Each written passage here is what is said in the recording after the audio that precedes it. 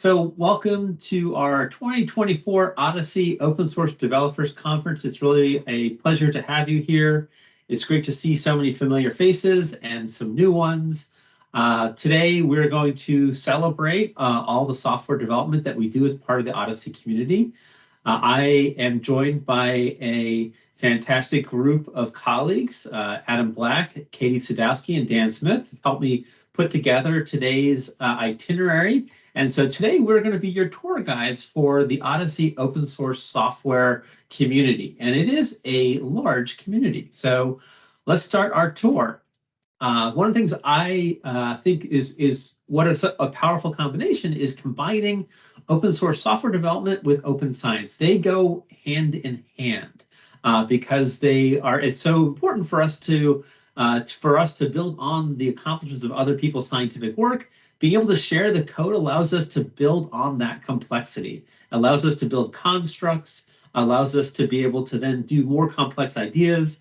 And so this is really a key part of our community is doing open science. And as part of that is our commitment to doing open source software development. So sharing our analysis, our computable code, and how we even build our data models is really part and parcel to the success of our open source community. All right, so let's talk about our open source ecosystem. What is OHDSI open source? And so today we'll talk about it is really software that has been developed that supports the OHDSI OMA common data model. It has many different purposes that we will show you. And I wanted to share that this analysis is being done is a lot of the software is shared with the OHDSI organization. So we have a GitHub organization in GitHub where we maintain the software licenses for this, and this is purely open source software. So there's a lot of software development going around the OHDSI community that's not in the OHDSI organization, and I think it's fantastic work. This software we're able to track a little bit better. We have a great partner in Bitergia, which is an open source data analytics company that helps us mine the GitHub API and pulls all of the Git analytics, as well as all the issues and the pull requests. They built a really beautiful platform with Elasticsearch and Kibana that helps you analyze this data. And so I'm going to share with you some of the analysis that I have. Don't mind the local wildlife, and we'll get on with the tour. Okay, so just to, as of over the past 10 years, we've actually developed over 284 different repositories that provide different functions throughout the OHDSI community. And this has been the labor of love of over 600 software developers actively involved in OHDSI and contributing their work into the OHDSI organization. We also have people helping submit issues. So a key part of this ecosystem is people helping identifying opportunities, finding bugs, and identifying issues for growth within our software development system. So we have over 1,000 issue submitters who've submitted over 10,000 issues to help us identify ways to improve our software within our ecosystem. And with that, we've actually created over 50,000 commits, which means that every day we're committing a new software into the OHDSI ecosystem. So this is, I think, a key principle about OHDSI is that it's constantly changing. It's an actively developing community, so we're always evolving, and so there's always new software and new features to our software and new fixes to our software as we grow, as we learn more, as we try to make more impact with the observational health community. We have committed over 600,000 files, and in those files, so each of these files could be the software that we've written. It could be configuration files. So the contribution of these developers over the past 10 years, we've actually committed over. Oh, I'm sorry. Was there a comment? Oh, I think I'm just getting a little bit of chatter. Yeah, if you don't mind, please mute your teams if you can. So in that time, we've actually seen over 80 million lines of code added to our community. And I wanted to share, if this has been consistent, look at over time, we have this community has consistently been continually developing and also refactoring. So actually over 45 million lines of code have been refactored as part of this. So this is a large ecosystem. So how do you try to understand this ecosystem? There's a lot of moving pieces to it. There's a lot of different projects, and so it is more, we wanted to try to give you a little bit of a lay of the land of this ecosystem to try to give you some perspective of some of the technology that's being used, and in case you're looking for a project that might be able to help you create value out of the OHDSI OMOP CDM, and also be able to find projects that you might be interested in contributing with and being part of the developer community itself.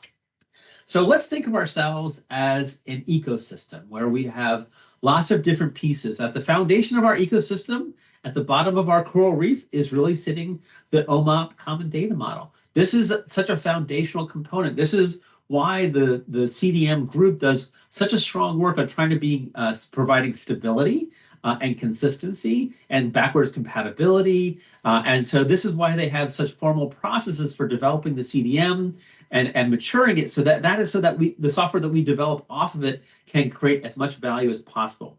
In addition to the OMOP CDM, we also have the OHDSI vocabulary, which is a tremendous amount of work that allows us flexibility and covers over 150 controlled terminologies. It allows for us to grow and create custom vocabulary. But these are two of the foundational pieces that really help us build our ecosystem in our software development. Now, I've broken the software development ecosystem, just from my perspective, into two different groups. I find that there's different schools of fish that surround our coral reef, and those are, we have a lot of software developers that are focusing on data management. This is basically getting data into the OMOP data model.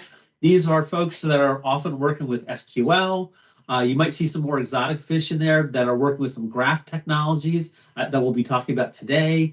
Often they're working about how do we bring in new types of data, like time series and medical imaging and basic ontology research data into the OMOP data model. There are also a whole group of projects that are focusing on how to make it easier to map concepts into OMOP, how to help you in the process of ETLing and EHR's data into the OMOP data model. These projects often go by the name of rabbit. So you might see white rabbit, rabbit in a hat. The Japanese word for rabbit is usagi. We also have rabbit in a blender. We have, so we also see, if you start seeing a rabbit in the name of a project, it probably has to do with the ETL mapping around it. But there are a whole slew of projects in our ecosystem, mostly focusing around SQL and the ETL around that, needed to help us feed the data model with rich data that we can then use for doing data analysis. And so the second school of fish that we typically see around the reef are folks that are doing data analysis. This is performing analysis on the CDM, trying to create value out of this. This could be helping perform network studies. This could be helping us doing discovery around the data. This can be doing data quality assessment. I typically see there's a couple of different groups. There's one large fish that people often mistake as a single fish, which is Hades, which is our healthcare analytics data evidence suite, which is actually 37 different projects that are working in tight formation with each other to provide us with an analytics environment to help us perform rich network studies. We also have a very popular turtle named Atlas, which also is actually two projects, Atlas and Web API, which is a frequent favorite for people to use to help them do cohort discovery, to do phenotype development, and to actually explore the rich data around the OMOP data model. So we have a lot of different projects within OHDSI. Usually the data analytics communities, they focus around technologies such as R and Python, but you'll see all sorts of advanced technologies like Julia, as well as new programming languages in the data analytics community. The Atlas platform and the Web API are tools that are meant to be in the web development community. So you'll see things in JavaScript and in Java around that. But generally, you'll see all different types of technology being used in the OHDSI ecosystem. And so one of the exciting things that we see is that we've seen a continuous growth in the number of not just core developers that are maintaining our software repositories and consistently committing and resolving issues and merging code into our data streams, but we're also seeing more and more casual and regular developers becoming more involved. So this is really, I think, one of the most important slides about the signs of our ecosystem is that our ecosystem is still growing and is thriving, and that we're beginning to engage. We're engaging more and more casual contributors and helping them turn themselves into regular and core developers. So even I think what's critically important is the top line of this bar graph is the number of core developers or maintainers within our community is also growing. And this is a key sign that we want to make sure that we grow within our open source ecosystem. Okay, so I think, so today we're going to talk about, we like to talk about new projects and highlight the works of new software developers and emerging software developers in our community. But I think for us to do that, for us to explore some of the exciting things of the new technology that's coming down the pipe that we're exploring with, I think it's really important to really understand and appreciate the real giant effort being done by a lot of our core developers. So what I wanted to do is I wanted to share some statistics around the people who really make the OHDSI ecosystem happen. And they are folks who submit issues. Here's our list of our top 10 issue submitters over the last year that are helping us identify new features, helping us find bugs in our software, and this have been consistently helping us identify where we want to improve our software in the environment. So I really want to, these folks are really at the core of our open source engine, and we could not do this without their contributions. And so I also wanted to thank the folks who are actually who are writing the software that are improving, creating new features, and they are doing this on a very regular basis. So we see about 175 active software developers working within OHDSI on a regular basis. Some of these folks are really putting in a tremendous amount of effort. Martijn, year in, year out, is just an incredible force in terms of consistently making software developments on a daily contribution along with several others. So this is really the folks that we really want to thank for really being able to get value out of the OMOP CDM and to use this software. These are the folks that honestly don't get enough credit for all the work that they're doing for putting this all together. And then there's the folks that then take software submissions and then merge them into their software repositories. And I want to thank those. And unsurprisingly, you can see Anthony Sen at the top of that list because Atlas is always active, has the most number of issues and suggestions for new features. So he's always combining new software into the stream of the Atlas repository. And lastly, so these folks really are at the heart of the ecosystem, and that helps feed it. And so I want to really thank them, and I want to thank the organizations that really support them. And here are the top organizations that have really been associated with these software developers that are making such a great contribution to our community. This is pulled in through GitHub, so some software developers don't share their affiliation with the organization. But one of the things I notice, the biggest thing I pull out of this list is about a third of the organizations are academic, and about 2/3 are not. So really a lot of contributions coming from industry. And so it's a very healthy relationship, seeing this combination of academic and industry partnership in helping us create this incredible open source ecosystem. So please take a moment and thank our software developers for helping provide us this environment. And thank the folks who are really putting in this effort every day into making this system a really rich and vibrant environment. Okay, so one of the things I wanted to mention, there's actually 4 different groups within OHDSI that are actively working with open source technology. So if you wanted to get involved, these folks have regular meetings that you are welcome to join. And they are, we have Martijn, who runs the Hades group. This group has done a tremendous amount and really leads the pack in how we set up testing and code coverage, and how we really create and how we delegate and build a community of maintainers to support a large software, a body of projects that comprise of the Hades environment. This is really a fantastic group that is really at the heart of doing network studies within our OHDSI community. We also have Anthony Sennett and Chris Null, who run the Atlas and Web API working groups. That also, these are all Teams environments, Teams working groups that you can join and sign up for, and they're open to anyone within our OHDSI community to come in and be involved, help out, or learn more about that technology. Is a great way to be involved with those groups.